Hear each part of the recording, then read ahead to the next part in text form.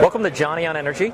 We're here at the AHR Expo in Dallas, and I'm here with Trey Hoffman at the Rinnai booth. And we're going to be looking at some really cool technology on tankless hot water heaters for your home. Trey, why don't you tell us a little bit about Rinnai? Well, Rinnai has been making gas appliances for over 90 years. It's a Japanese company. We are the #1 tankless company in the U.S. We have almost half the total market share. And we've been selling tankless units for about 12 years.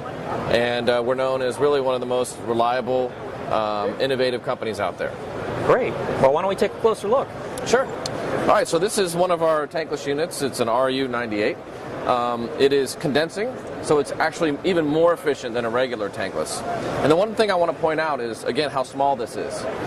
This is a whole home tankless unit. This will provide hot water for a 3 to 4 bedroom home, no problem. So this is replacing a 50-gallon tank, or two 50-gallon tanks. Or two 50-gallon tanks. Yes, it does. So it sits on, it's mounted to the wall, so it takes up very little space.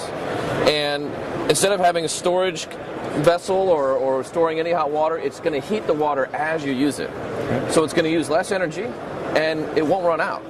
So I've got a limitless supply of hot water. A limitless supply. As long as you got a tap on, it's going to give you hot water. This is our interior unit. This is meant to go on the inside of your home. And this is our venting. So what you have is this vent comes out, and then this little portion here would protrude from the wall. Now, we also have outdoor units that can mount on the outside of your home, and we're not used to putting water heaters on the outside of our homes, but for tankless units you can do that, and sometimes it can help save money when it comes to the installation, and it can also allow you to put that tankless unit maybe closer to a bedroom or a kitchen or wherever you're using hot water a lot, so you can wait less time for the hot water. And the unit's operating on natural gas or propane? Exactly. We only make gas appliances. All of our tankless are gas, right? They're natural gas or propane, correct. All right. Super. Okay. I'd like to talk a little bit about how tankless works. We don't have to get too in-depth, but there is a big difference from a tankless unit compared to a tank. This is the engine, we like to call it. You have, whenever you turn on your hot water, water starts to run through our unit, and when that happens, it activates. The burner comes on, or the gas valve opens up, feeds gas into the burner ignites the gas. The heated gas then goes into a heat exchanger. This is a copper heat exchanger. It's copper so that you can transfer that heat efficiently and quickly. So the water basically makes runs through this heat exchanger and then comes out of the unit heated and ready to go. And again, as long as you have hot water flowing through this unit, whether you have a lot or a little, it's going to be heating that water basically on demand. Okay, I want to talk a little bit about our digital controllers. This is a really unique aspect of tankless water heaters compared to tanks. You can precisely control the temperature of your hot water with this controller. You can go up, you can make the temperature go up or down, so that you can get the desired temperature, maybe for a bath for your children, or maybe for your own shower. And when you set it at 110 or 115, it's going to come out of the water heater at that temperature. This also has a timer feature on it. We actually have 2 timer programs so that you can program the timer to work one way maybe during the week, and then you can select the other timer program for the weekend, because maybe the weekend you wake up a little later, maybe you don't need hot water in the evenings as much because you're going out, whatever it is. Again, this is trying to give the customer not only more efficiency but more comfort as well, and that's one of the great things about tankless is you get to have a more efficient water heater, less CO2 emissions, less NOx emissions, but you get to have a better quality of life with better comfort. Now, is that a single unit for the whole home? Well, this unit would work with one water heater. Okay. So, yes, but you can have multiple controllers in your home in different locations, and you tell the water heater which one is in control by hitting this priority button. right here that says, okay, this unit's going to control the water heater temperature.